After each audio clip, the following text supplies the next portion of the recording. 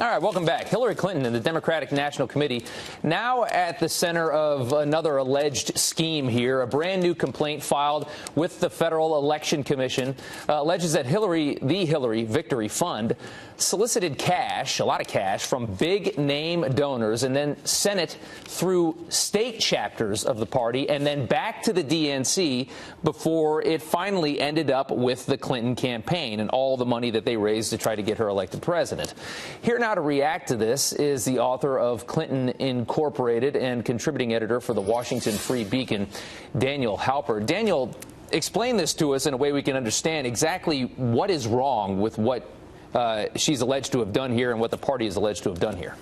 So the allegations here are that Hillary Clinton raised money for various state organizations, Democratic parties throughout the country, through her Hillary Victory Fund, and that all the money that she helped raise for these state basically went through the DNC right back to her campaign coffers, hence violating the law that one could only give $2,700 in support of her campaign last year, which of course applied equally to both candidates. So in a way, it's a little complicated, of course, but there are various laws that prevent the maximum, prevent giving hundreds of thousands of dollars to a single candidate. Instead, you give only a couple $1,000s.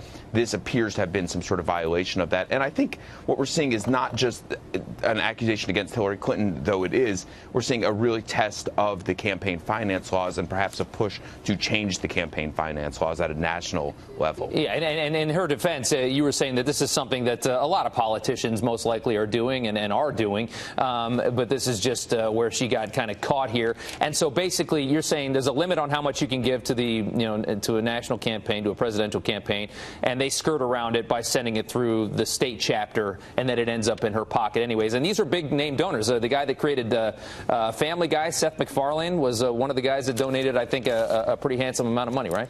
Yeah, there was a few big name donors, and they have these, remember the big campaign stops throughout the Hamptons and throughout California that Hillary Clinton had last year, where they would raise millions and millions of dollars. A lot of that money wasn't directly going to Hillary Clinton. It was going to these state campaigns, these state Democratic parties, and then going back to her. And the allegations, by the way, they seem to be boosted, of course, by the interim chair of the DNC, Donna Brazile, who wrote in her book about how this money worked, actually, and how the money went to the state Democratic parties, went back to the national party, then went back to Hillary Clinton's campaign coffers, and she was then directing how that money was spent. I think, now that Congress is getting legislative accomplishments done, this is something that they might look at. They might say, this is a real arcane way of spending money and allowing people the freedom to give to political causes that they want. Why not just get rid of this whole ruse and allow people just, to transparently give to the causes they want to give to, instead of having these arcane laws? Couldn't you swing it the other way and say, I personally think that it's really bad that we have such an egregious amount of money in our political system, that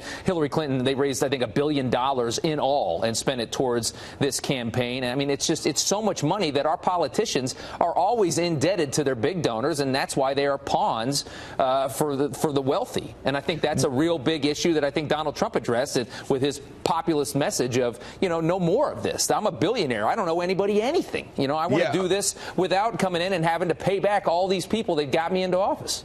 Definitely, but there's two sides to that argument. When you do put limits onto the amount people spend, then you get this creation of all this dark money. So then all this dark money comes around, and you don't see where it's coming from. You don't see where it's going. So it's a complicated argument, but I think this complaint done by people who were formerly anti-Hillary Clinton is a serious complaint, in that it will shed light on this system and allow for debate as to whether or not there should be less restrictions on what the campaign finance, and whether or not there should be more transparency to the process, which I think a lot of people would actually agree with. Yeah, well, it's another embarrassment for Hillary Clinton, because she already outspent Trump by quite a bit of money. She had the DNC in her pocket. They cheated Bernie out of the nomination, and now that $1 billion sounds like it's even more, because there was some hidden money that was spent as well. So thank you so much for bringing that to light and getting up early with us this morning. We appreciate it.